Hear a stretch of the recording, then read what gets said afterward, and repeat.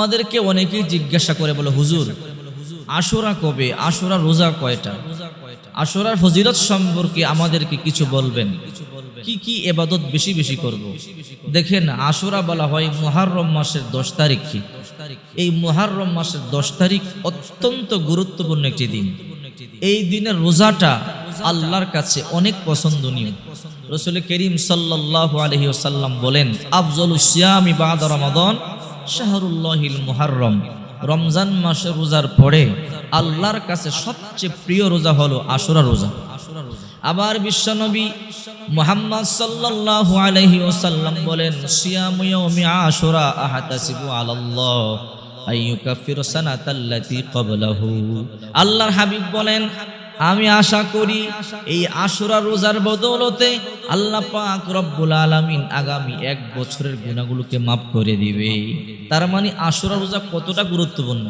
রাসূল বলেন, আমি আশা রাখি এই আশুরা রোজার বদৌলতে আল্লাহ পাক রব্বুল আলামিন 1 বছরের গুনাহ মাফ করে দিবে।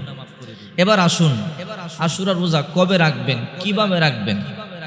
দেখেন, বিশ্বনবী মুহাম্মদ সাল্লাল্লাহু আলাইহি ওয়াসাল্লাম যখন হিজরত করে মক্কা থেকে মদিনাতুল মুনাওয়ারায় গেলেন, রাসূল করিম সাল্লাল্লাহু আলাইহি সাল্লাম এবং সাহাবায়ে কেরাম দেখলেন ইহুদিরা একটা রোজা রাখে এই আশুরার দিন। বিশ্বনবী মুহাম্মদ সাল্লাল্লাহু আলাইহি ওয়াসাল্লাম জিজ্ঞাসা করলেন, আরে ইহুদিরা, এই আশুরার দিন তোমরা কেন রোজা রাখো? ইহুদিরা বলল, ইয়া রাসূলুল্লাহ, এই দিন আমাদের নবী মুহাম্মদ, আমাদের নবী হযরত মুসা আলাইহিস সালামকে আল্লাহ তাআলা ফেরাউনের অত্যাচার থেকে, ফেরাউনের জুলুম থেকে নিষ্কৃতি দিয়েছিল। আর ফেরাউনকে এই দিন আল্লাহ পাক রব্বুল আলামিন নীল দরিয়ার মধ্যে ডুবিয়ে মেরেছিল। এই জন্য শুকরিয়া স্বরূপ আমরা আল্লাহর কাছে শুকরিয়া আদায় করি। আমরা আমাদের শুকরিয়া আদায়ার্থে মুসা পয়গম্বরকে যে আল্লাহ বাঁচিয়েছেন, এই জন্য আমরা মুহররমের 10 তারিখে রোজা রাখি। রাসূল করিম সাল্লাল্লাহু আলাইহি সাল্লাম বলেন, সাহাবীরা, তোমরাও এই মুহররমের 10 তারিখে রোজা রাখো। কারণ মুসা একজন নবী, আমি একজন নবী, মুসা আমার ভাই, তাদের থেকে আমার হক বেশি। ইহুদিরা রোজা রাখে, আমি মুসার ভাই, আমি একজন নবী, আমিও রোজা রাখবো। তো সাহাবায়ে কেরাম বলেন, নবীজি, ইহুদিরা একদিন রাখে, আমরাও কি একদিন রাখবো? আল্লাহর হাবিব বললেন, যদি আমি আগামীতে বেঁচে থাকি তাহলে 9 তারিখও রোজা রাখবো। আশুরার 10 তারিখ, অর্থাৎ আশুরা হলো মুহররমের 10 তারিখ। তো মুহররমের 10 তারিখ হলো আশুরা রোজা। আপনারা যারা রোজা রাখবেন 9 তারিখ একটা রাখবেন, 10 তারিখ একটা রাখবেন। আর যদি 9 তারিখ রাখতে না পারেন তাহলে 10 তারিখ এবং 11 তারিখ রাখবেন। 10 তারিখটা হলো মেন রোজা, আর এর আগে অথবা এর পিছনে একটা মিলে রোজা রাখবেন। এটা হলো রাসূল করিম সাল্লাল্লাহু আলাইহি সাল্লামের সুন্নাত। এই আশুরার দিন এতটা গুরুত্বপূর্ণ, এই মুহররমের 10 তারিখ এতটা গুরুত্বপূর্ণ, শুনলে অবাক হবেন। এই দিনে আল্লাহ পাক রব্বুল আলামিন এই দুনিয়া সৃষ্টি করেছেন। এই দিনে আল্লাহ পাক রব্বুল আলামিন আবার দুনিয়াকে ধ্বংস করবেন। এই দিনে বাবা আদম আলাইহিস সালাম এবং মা হাওয়া আলাইহিস সালামকে আল্লাহ তাআলা সৃষ্টি করেছেন, এবং এই দিনেই বাবা আদম এবং মা হাওয়াকে আল্লাহ পাক রব্বুল আলামিন দুনিয়াতে প্রেরণ করেছেন। বাবা আদম এবং মা হাওয়া দুইজনকে হারিয়ে ফেললেন। একদিন নয়, 2 দিন নয়, প্রায় 350 বছর কান্নাকাটি করবার পরে আল্লাহ পাক রব্বুল আলামিন বাবা আদম এবং মা হাওয়াকে আরাফার ময়দানে একত্রিত করেছেন। দুইজনকে মিলিয়ে দিয়েছেন। যেদিন দুইজনকে পেয়েছিলেন, ওই দিনটার নামও ছিল আশুরার দিন, মুহররমের 10 তারিখ। আবার বিশ্বনবী মুহাম্মদ সাল্লাল্লাহু আলাইহি ওয়াসাল্লাম বলেন, আমার ভাই ইউনূসকে যখন তার হাত পা বেঁধে সমুদ্রের মধ্যে নিক্ষেপ করেছিল, মাছে খেয়েছিল, যেদিন মাছ তাকে বমি করেছিল, মাছের পেট থেকে মুক্তি পেয়েছিল, ওই দিনটাও ছিল এই আশুরার দিন, মুহররমের 10 তারিখ। এই দিনেই ইব্রাহিম আলাইহিস সালামকে অগ্নিকুণ্ডের মধ্যে নিক্ষেপ করা হয়েছিল। ইব্রাহিম আলাইহিস সালামকে নমরুদ যখন হাত পা বেঁধে অগ্নিকুণ্ডের মধ্যে নিক্ষেপ করেছিল, ইব্রাহিম পয়গম্বর উপরে তাকায়া দেখেন, ইব্রাহিম পয়গম্বরের বাবা আজর নিজেও তার হাতের রশি ধরে ধরে টানে। ইব্রাহিম পয়গম্বর চোখের পানিগুলো সারে কান্না শুরু করে দিয়েছে। আল্লাহ দুনিয়াতে মা বাবা দিয়েছো সন্তানকে হেফাজত করবার জন্য, সন্তানকে বুকের মধ্যে আগলে রাখার জন্য।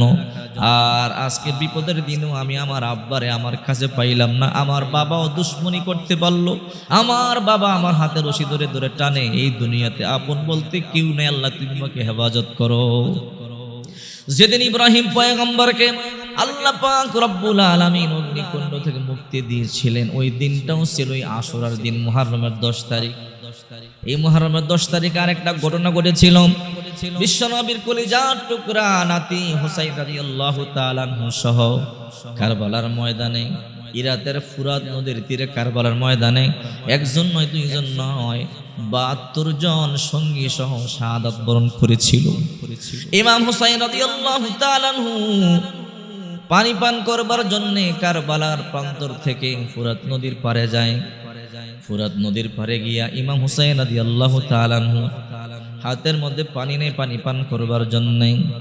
এমনি এজিদের বাহিনীরা পিছন দিক থেকে তীর মারা শুরু করলো। হুসাইন তাকায় দেখে যে পানি হাতের মধ্যে নিয়েছে, এই পানির মধ্যে রহমাতুল লিল আলামিনকে দেখা যায়। আল্লাহর পয়গম্বর বলে, হুসাইন না না, এজিদের গাদা গোরার জুটা পানি পান করবি না, কিছুক্ষণ পর আমি নানার সাথে তোর সাক্ষাৎ হবে, আমি নানা তোর জন্য হাউজে কাউসারের পানি নিয়ে দাঁড়িয়ে আছি। এই মুহররমের 10 তারিখ অত্যন্ত গুরুত্বপূর্ণ একটি দিন। বিশ্বনবী মুহাম্মদুর রাসূলুল্লাহ সাল্লাল্লাহু আলাইহি ওয়াসাল্লাম বলেন, যদিও হাদিসটা দুর্বল কিন্তু উলামায়ে কেরাম হাদিসটাকে গ্রহণ করেছেন। রাসূল করিম সাল্লাল্লাহু আলাইহি ওয়াসাল্লাম বলেন, এই আশুরার দিনে যদি কোনো ব্যক্তি তার পরিবারের জন্য খরচের হাত বাড়িয়ে দেয়, খরচ করে, আল্লাহ তাআলা তার রিজিককে বৃদ্ধি করে দেয়। এই জন্য আশুরার দিন পরিবারের জন্য ভালো খাবারের আয়োজন করবেন, তাহলে আল্লাহ পাক রব্বুল আলামিন রিজিক বৃদ্ধি করে দিবেন। এই দিনে রোজা রাখবেন। রাসূল বলেন, আফযালুস সিয়ামি বাদা রমাদান শাহরুল্লাহিল মুহাররম। এই মুহররম মাসের রোজা, এই আশুরা রোজা রমজান মাসের পরে সবচেয়ে প্রিয়, সবচেয়ে দামি আল্লাহর কাছে।